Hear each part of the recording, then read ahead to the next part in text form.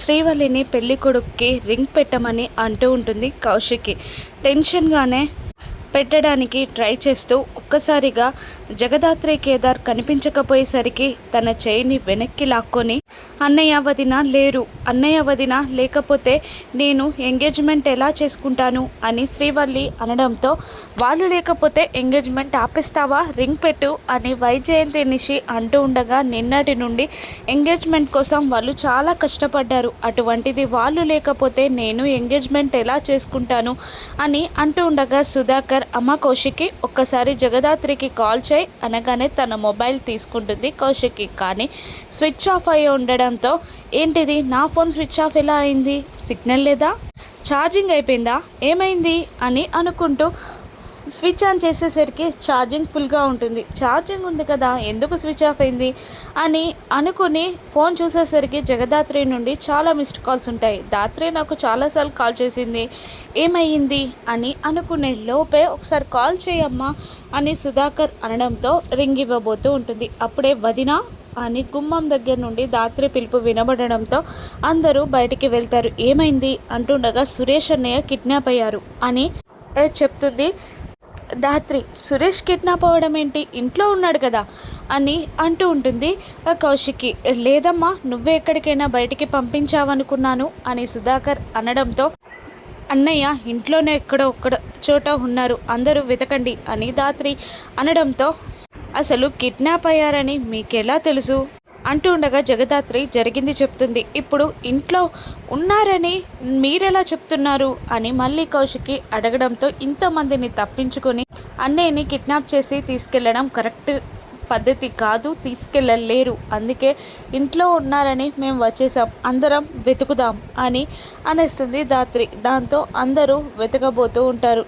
ఇప్పుడే ఎలా గుర్తుపట్టింది అది అని అంటూ ఉంటుంది వైజయంతి. వాడిది పోలీస్ బుర్ర కదా అని నోరు జారుతాడు యువరాజ్. ఏంటి పోలీస్ బుర్ర, ఎవరిది అని కన్ఫ్యూజ్గా వైజయంతి నిషిక అడుగుతూ ఉండగా, ఏం లేదు మనం కూడా వెతుకుదాం అని అంటూ తలా ఒక చోటు వెతకడానికి వెళ్ళిపోతారు. ఇక ఒక్కసారిగా జగదాత్రికి నిషిక మాట్లాడినప్పుడు తన శారీ నుండి నీళ్లు కారడం, తను తడి కాళ్ళతో ఉండడం గుర్తు తెచ్చుకొని ఒక్కసారిగా అటు పరిగెడుతుంది.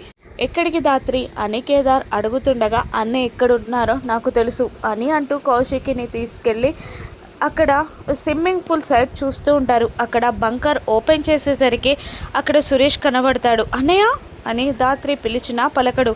స్పృహలో లేనట్టున్నారు దాత్రి అని కేదార్ అంటూ కిందికి దిగుతాడు. ఎవరైనా కేదార్కి హెల్ప్ చేయండి అని దాత్రి అనగానే యువరాజ్ కూడా కిందికి దిగి సురేష్ని పైకి తీస్తారు. ఇక అసలు సురేష్ ఆ బంకర్లోకి ఎలా వెళ్ళాడు అంటూ ఉండగా, కేదార్ పల్స్ వీక్గా ఉంది దాత్రి అనడంతో, కాస్త దూరం జరగండి, గాలాడట్లేనట్టుంది అని అంటూ అందరినీ దూరం జరగమంటుంది. నేను సిపిఆర్ చేస్తాను అని కేదార్ గుండెపై గట్టిగా ప్రెస్ చేయగానే ఒక్కసారిగా ఊపిరి అందుకొని దగ్గుతాడు. సురేష్ లేచి కూర్చుంటాడు. ఏం జరిగింది అని అడుగుతూ ఉండగా, నేను ఫోన్ మాట్లాడడానికి బయటికి వస్తే ఎవరో నా తలపై గట్టిగా బాదారు, తర్వాత స్పృహ తప్పిపోయాను, బంకర్లో ఉన్నప్పుడు నాకు ఒకసారి స్పృహ వచ్చింది, కళ్ళు తెరిచాను, ఆ బంకర్ నుండి బయటికి రావడానికి చాలా ట్రై చేశాను కానీ నా వల్ల కాలేదు, మళ్ళీ ఊపిరాడాక స్పృహ తప్పిపోయాను అని సురేష్ చెప్తూ ఉండగా, దాత్రి అనుమానంగా నిషి వైజయంతి యువరాజ్ల వైపు చూసి, మరి మీరు ఇంట్లో బంకర్లో ఉంటే మీరేంటి ఎవరో తీసుకెళ్ళిపోయారని చెప్పారు అని వాళ్ళని చూస్తూ అడుగుతూ ఉండగా, కౌశికి అనుమానంగా చూస్తూ ఉంటుంది. అప్పుడు యువరాజ్, అక్కడ ఉన్న వస్తువులని బట్టి ఎవరో కిడ్నాప్ చేశామని చెప్పారు అంతే అని తప్పించుకుంటారు. ఏదో ఒకటి చేసి కౌశికిని బురిడి కొట్టించి నమ్మించి సురేష్ని తీసుకొని ఇంట్లోకి వెళ్ళేలా చేస్తారు యువరాజ్, నిషి, వైజయంతి. అందరూ వెళ్ళిపోగానే నిషి వెళ్తూ ఉండగా దాత్రి పిలిచి నిషి చెంపని పగలగొడుతుంది. ఎంత ధైర్యం నీకు, అన్నయ్య ప్రాణాలు కూడా లెక్కలేదా, ఈ ఎంగేజ్మెంట్ మేము ఆపకుండా ఉండడానికే కదా అన్నయ్యని కిడ్నాప్ చేసి బంకర్లో దాచారు అని అంటూ ఉండగా, నాకేం తెలీదు అంటుంది నిషి.